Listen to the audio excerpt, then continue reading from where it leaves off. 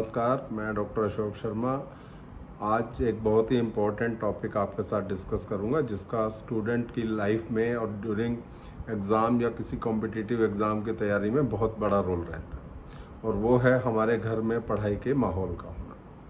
तो ये घर के माहौल को हम पढ़ाई के अनुरूप कैसे बना सकते हैं, इसको ही मैं आज डिस्कस करूँगा। तो घर का माहौल पढ़ाई के अनुरूप कैसे करें, उसमें पेरेंट्स कैसे सहयोग कर सकते हैं, बच्चा उसका कैसे फ़ायदा उठा सकता है, इन्हीं टॉपिक्स को मैं आपके साथ शेयर करूँ। देखो, किसी भी चीज़ का माहौल कैसे होता है, इसको समझने के लिए आप ऐसे समझें जैसे हम किसी मंदिर में जाते हैं। जब हम किसी मंदिर में जाते हैं या किसी भी पूजा स्थल में जाते हैं तो वहाँ पर एक माहौल आपको मिलता है। उस माहौल में आप देखेंगे कि आपका ध्यान ईश्वर की तरफ लगेगा ही लगेगा, क्योंकि वहाँ का जो म्यूज़िक है, वहाँ का जो माहौल है, वहाँ के जो लोग हैं, उन सबको आप देखेंगे कि वो एक तरह से उस माहौल में रम जाते हैं। और कोई व्यक्ति एक बार किसी भी ऐसी जगह पे जाएगा जहाँ माहौल उसके अनुरूप हो तो वो उसमें ढलेगा ही ढलेगा।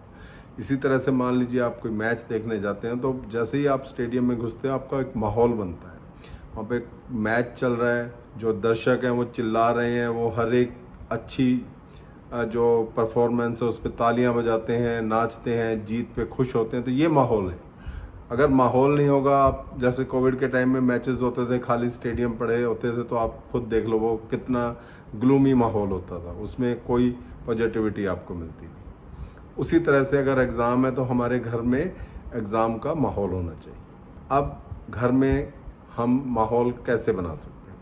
देखिए, घर में पॉजिटिविटी और पढ़ाई के माहौल का मतलब ये है कि जिस दिन से एग्ज़ाम का डेट आ गई, उस दिन से लेके जब तक एग्ज़ाम ख़त्म नहीं हो जाता, तब तक हम उसी के बारे में सोचें। हम किसी भी समय उससे ना भटकें, चाहे उसके लिए हमें अपने पर्सनल इंटरेस्ट और अपने पर्सनल खुशियों का कुछ टाइम के लिए तिलांजलि देनी पड़े। अब कई बार मैंने ऐसा देखा है कि बहुत सारे माँ बाप ये सब बोलते हैं कि देखो जी, इस बच्चे को हम ये बनाना चाहते हैं और हम तो पैसे खर्च कर सकते हैं, बाकी इसकी मेहनत है, और हमने तो इसको कोचिंग सेंटर ज्वाइन करवा दिया है, अब ये देखे।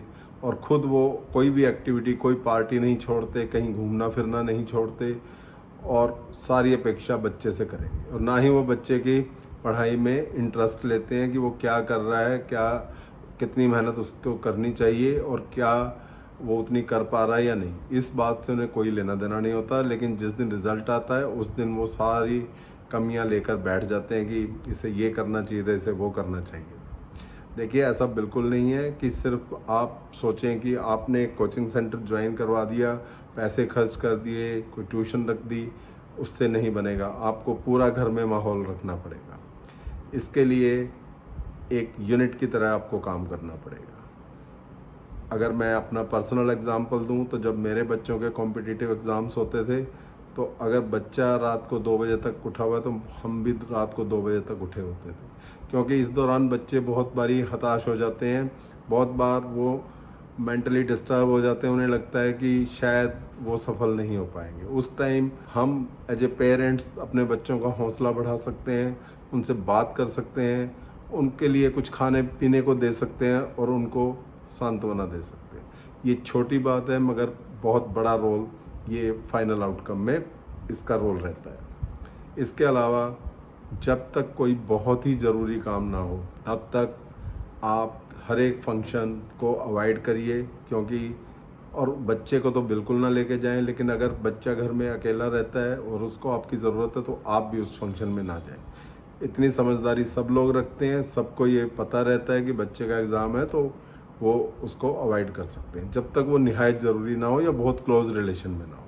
लेकिन उसमें भी आप बच्चे के जो टाइम है उसको कम से कम इन्वॉल्व कैसे करना है, इस पर ध्यान रखें। इसके अलावा मैंने बहुत जगह देखा है कि बच्चे का एग्ज़ाम है, लेकिन माँ बाप जो है वो अपने घूमने फिरने को, अपनी पार्टिंग को या अपने दोस्तों को घर बुलाने का जो उनका लगाव होता है और उनकी जो एक तरह से इच्छा होती है, उसको नहीं रोक पाते। ऐसा बिल्कुल ना करें। ये बिल्कुल भी उस बच्चे के लिए ठीक नहीं है।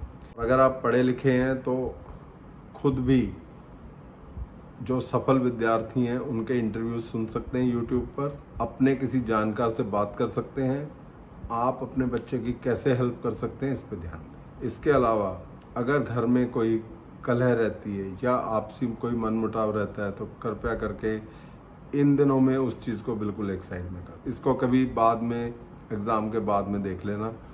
घर का माहौल आपसी कलह या मनमुटाव के साथ ख़राब नहीं होना चाहिए।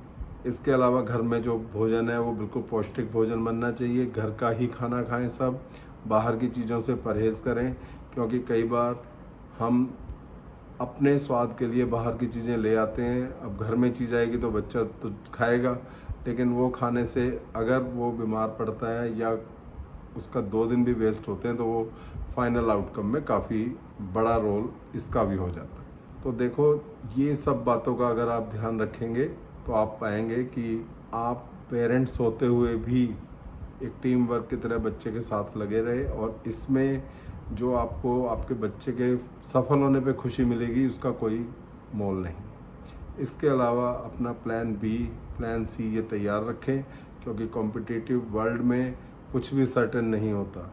अगर हम सफल हो जाते हैं तो बहुत अच्छी बात है, अगर हम सफल नहीं हुए तो हमें क्या करना है ये हमें पता होना चाहिए। किसी भी समय बच्चे पर बहुत ज़्यादा प्रेशर ना डालें, और अगर कोई कंपटीशन किसी भी समय बच्चे पर बहुत ज़्यादा प्रेशर ना डालें, उसको सफल होना ही एग्ज़ाम में, ऐसा प्रेशर बिल्कुल ना दें। बच्चा अपना प्रॉपर रेस्ट भी करे, इस बात का पूरा ध्यान रखें। और अगर कोई कॉम्पिटिटिव एग्ज़ाम की तैयारी कर रहे हैं तो प्लान बी हमेशा रेडी रखें, क्योंकि कंपटीशन में कुछ भी सर्टेन नहीं होता। इसलिए आपका प्लान बी, प्लान सी जो कुछ भी है वो रेडी होना चाहिए। जो भी माँ बाप हैं वो इस बात को समझ लें कि जब वो अपने बच्चे के साथ पूरे इन्वॉल्व होकर उसकी तैयारी में सहयोग करवाते हैं और बच्चा सफल होता है, तो ये एक आपके पूरे लाइफ की एक इस तरह की यादगार बन जाती है जिसे आप कभी भी नहीं भूलेंगे, और वो हमेशा आपको भी पॉजिटिविटी देती रहे। इसके अलावा मैं बच्चों से भी कुछ अपेक्षाएं करूंगा कि कई बार ऐसा होता है, माँ बाप बहुत ज़्यादा पढ़े लिखे नहीं होते हैं, बच्चा किसी इम्पोर्टेंट एग्ज़ाम की तैयारी कर रहा होता है और माँ बाप प्यारवश उसका पूरा साथ भी देते हैं सब कुछ, लेकिन बच्चे में झुंझलाहट आ जाती है।